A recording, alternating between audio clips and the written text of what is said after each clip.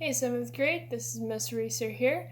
For your assignment today, you are going to practice your story. So you should already have the book picked out that you're going to read, and for your assignment today, you're going to be practice reading it. All right. So a few things to keep in mind while you're practicing.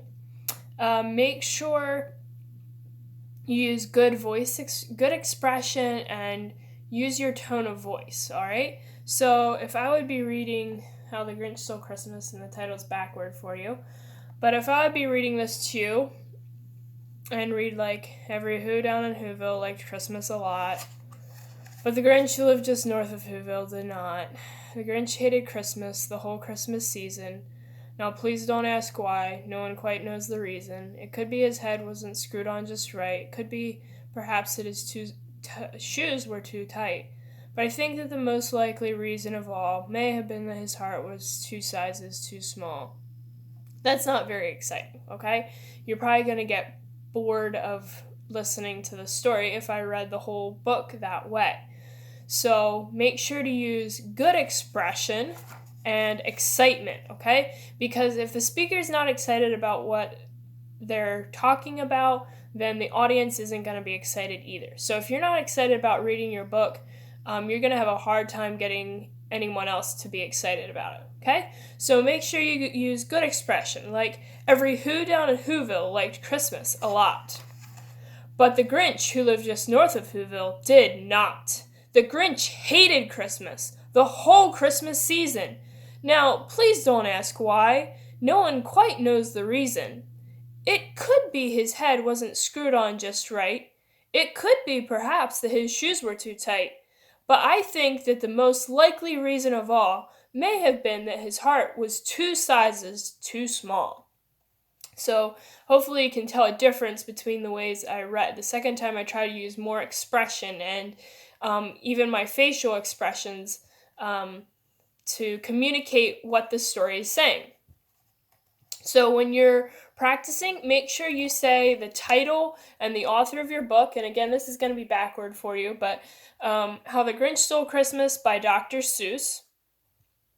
Make sure your listeners can see the pictures, okay? So don't bury your face in the book and read like that the whole story, all right? Especially if you're reading to children, they want to see the pictures, all right? So maybe you can try to read to the side so that they can see the pictures while you're reading, or read the page and then turn it around so that they can see it, okay?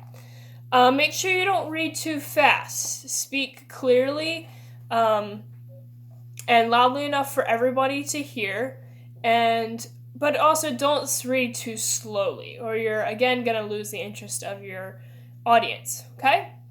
And make sure you use good posture, whether you're sitting or standing. Make sure you're using good posture.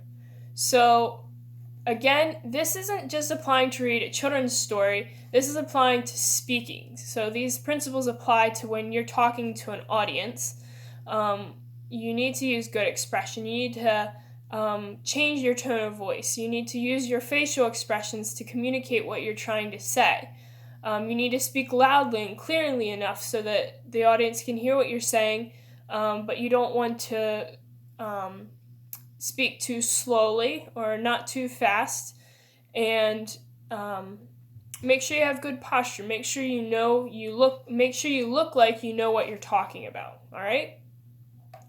So that is your assignment. I would like you to read your story to someone. Practice reading it in front of the mirror first, maybe, and then you can practice reading it to someone in your family, all right? And ask them, perhaps an adult for this time, because you will need, try to get some feedback from them. Ask them, what are some things that you could be doing differently? What are some things you're doing well? Do they have anything any suggestions for you, okay? So that is your assignment for today. And we're also doing a review on direct objects and indirect objects. So again, there's 3 things that you need to remember about them. A direct object is a noun or pronoun that follows an action verb and receives action from the verb, okay? A noun or pronoun follows an action verb, receives action from the verb. that is a direct object. And there's, again, 3 things you need to remember about an indirect object. An indirect object is a noun or pronoun that comes between the action verb and the direct object and receives the direct object. Okay? So again, a noun or pronoun that comes between the action verb and the direct object and receives the direct object. All right? And also remember, something important to remember is that you cannot have an indirect object if you don't have a direct object. So to have an indirect object, you must have a direct object. All right? But you can have a direct object without having an indirect object. So hopefully that makes sense. And you'll be doing some work with reviewing those. So lesson 12 is your assignment for today, 7th grade. Hope you have a great day.